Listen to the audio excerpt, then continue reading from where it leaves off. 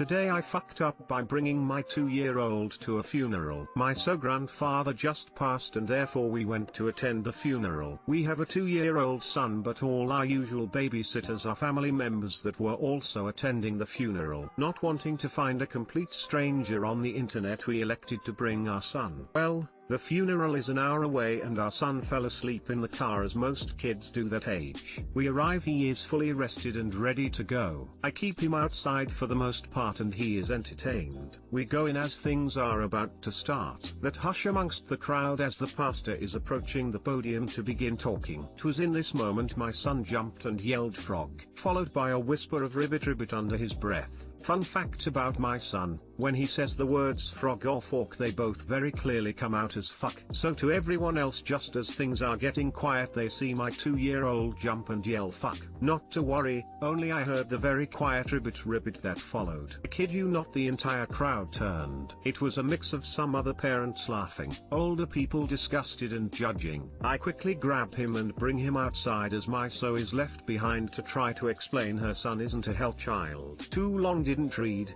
brought 2-year-old to funeral. He decided to passionately act like a frog. Only he can't say frog clearly and says fuck instead. My entire family thinks we taught our son the F-bomb. Sometimes comedy at a funeral really helps people cope, especially if it's something the deceased would have found humor in. I hope all went well afterwards. I still remember my best friend nearly in tears of laughter at her ex-boyfriend's funeral because they buried his coffin at the top of a very steep hill. Only close family were to attend the burial aspect, so she went without her other friends. She said the pallbearing trolley, they sometimes don't use people as pallbearers anymore, looked like it was going to roll down the hill at any second and she couldn't stop laughing at the idea of it happening. Yeah, humor can really help a grieving family. When my cousin passed years ago, the song Another One Bites the Dust played at his funeral. This was planned and my immediate family knew my cousin would have laughed his ass off. The look on some of the people's faces when they heard that song play, priceless.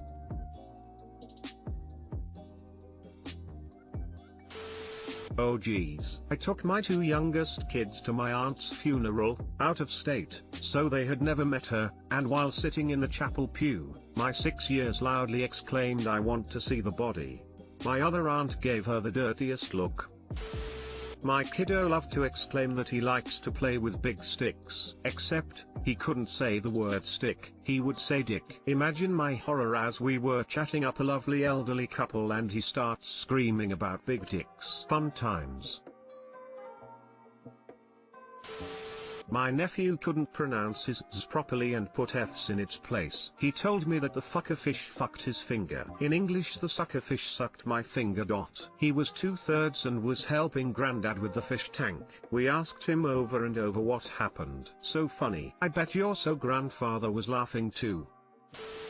When my son was little, he was obsessed with trucks. He pointed out every truck he saw and talked about them constantly. Unfortunately, he also had a moderate speech impediment. So, he would tell everyone about the dumb fuck dump truck, fine fuck fire truck, and all the big fucks big trucks he saw. So I feel your pain. But don't stress about it, it'll be a funny story someday. Edit, typo. Today I fucked up by trying out butt plugs. I'm a curious male and wanted to see what it's all about. Got a 3-pack that had small, medium, large. The small didn't even need lube and was like okay WE. The medium felt interesting and needed some lube. Tried the large. It's 5 inches around. I needed lube but it kept stopping just before the main big part. After a few tries going in and out I gave it a good push and holy shit, that felt fucking amazing. That finally sliding in over the big hump felt amazing. Blew a load and pulled it out, then took a shower to clean everything up. I go to dry myself off and blood all over my white towel. Okay, maybe a little rip WE. Sat on toilet and kept whipping my butt. Blood, and more blood. So much blood. I'm panicking at this point. It's been 5-ish or so minutes and it's a lot of blood still coming out. I'm freaking out at this point. I'm panicking so much I go to the ER. I told them why I'm here and they get me in to see someone ASAP. I get a female doctor. Fuck. She's hot too. She checks me out and I'm not bleeding anymore. She told me I just ripped my outer wall and I'm just fine. She told me to take it smaller and do it very gradual. She said I went too big without letting my body adjust. So damn embarrassing. Luckily nothing serious, but too long didn't read, went too big on anal toys and got embarrassed at hospital. Oof. That must have been pretty embarrassing day. At least now you have nice story to tell your future kids at the Christmas table. She has seen far worse. That is what I tell myself when going to any doctor. Shower thought, someone has had the most fucked up anal thing a doctor had ever seen. Further, it was probably a dude. Women seem to be a bit more careful what they put in their body. They see so many worse things, they probably forgot you as soon as you left. At least you were using actual sex toys instead of household objects. Just remember to be gentle there and use lots of lube. And maybe get something with a suction cup so you aren't at such an awkward angle. If the internet has shown me anything, it's to never use a mason jar as a sex toy. Never force anything in. Slow and steady wins the race here. Also, you can never use too much lube. Also, make sure the base of any toy you're sticking up there is flared and solid. Preferably more flared than the average circle stopper, some of those can get sucked right on in. Nearly had that happen with a plug that I got as like a bonus from buying something on one of the bigger online sex shops. It was silicone, so body safe, but it had a gem base and good lord that little plastic gem was only held in a circle of silicone with a little bit of glue. Well, that gem fell out and suddenly the base was a lot less stable. Damn, you keep whipping us even though it's bleeding. Intense. Today I fucked up by giving a baby a concussion and losing $1,000. Obligatory. This happened many years ago and also I am on mobile, so don't hate for formatting. Still cringe from thinking about this sometimes, but enough time has passed where I can finally share my fuck up. I was on a family spring break vacation where we decided to drive to Florida. I was like 11 or 12 at the time, so not very smart to be honest. All in all the driving totaled about 20 hours.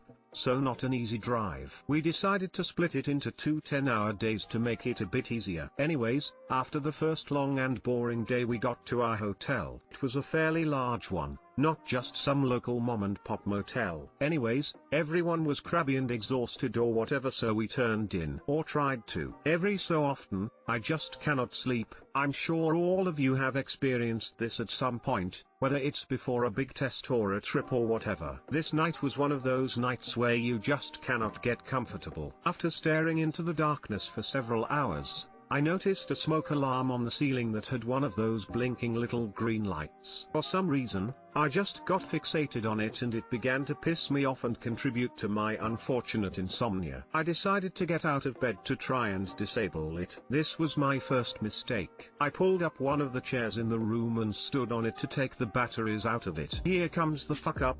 When messing around with it in the dark, I accidentally pressed the test button. Immediately, the most ear-piercing screeching began blaring out of this thing at like 1 AM at night. I panicked and tried to slam the battery back in, but it was too late. In hotels, the smoke alarms are linked so that the entire hotel is evacuated in the event of an actual fire. As soon as my alarm went off, I began to hear the echoes of other alarms down the hall. With a sinking feeling, I realized the magnitude of my fuck up. By that time, it was too late. I joined the mass exodus out of the hotel down to the parking lot to pretend to confusedly stare at the hotel and look for a non-existent fire. My parents asked what happened and 11-year-old me broke down and told them. Little did I know a hotel employee that was overseeing the fire door was nearby and caught wind of my fuck up. This will be important later. Compounding onto all of this craziness, the fire trucks and an ambulance arrived. Why an ambulance, you ask? Well, here is what I found out after the fact. Apparently,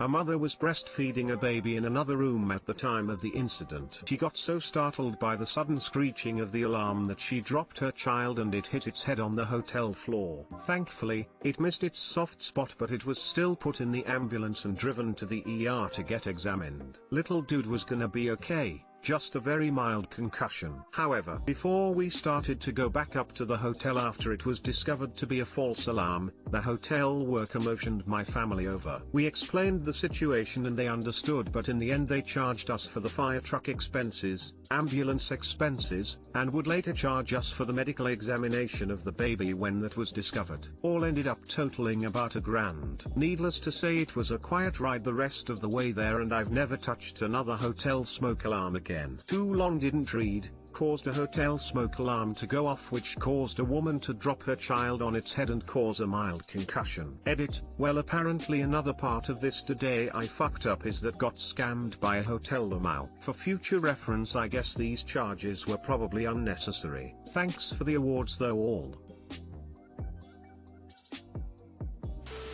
$1K what? They don't have insurance? Well, that's a fucking lie. I think they scammed your family for $1,000. Why would a hotel rig all their smoke alarms to go off from pushing the test button? Honestly, but I think they're just set up so that if one alarm sounds for any reason, then everyone else's does to keep the whole hotel safe. This is the true meaning of today I fucked up. Excellent story. I'm surprised it only cost $1,000. This is amazing. And all of that for only $1,000, sounds like a bargain.